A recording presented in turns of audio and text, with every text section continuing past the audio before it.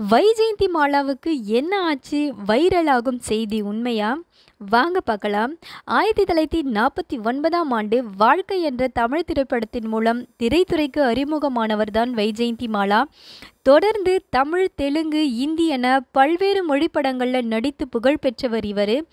விமல் ராயின் தேவதாஸ் திரைப்படத்தில் சந்திரமுகி கதாபாத்திரத்தில் நடித்ததற்காக தேசிய அளவில் புகழ் பெற்றவர் இவர். அவரின் நடிப்பு சிறந்த துணை நடிகைக்கான ஃபிலிம்பேர் விருதை பெற்று தந்தது. இருப்பினும் அவர் என் கதாபாத்திரத்தை துணை நடிகையாக கருதவில்லை அப்படின்னு கூறி அந்த விருதை நிராகரித்திருந்தார். நடிகர் ராஜ் கபூரின் குடும்ப மருத்துவரான சமன்லால் பாலி என்பவரை திருமணம் செய்து கொண்டு சினிமா துறையிலிருந்து விலகினார். 1984ஆம் ஆண்டில் அவர் இந்திய தேசிய காங்கிரசிலும் 1999 பாஜகவிலும் இணைந்தார். 1968 பத்மஸ்ரீ விருதும் 2024 பத்மபூஷன் விருதும் வழங்க பெற்றார்.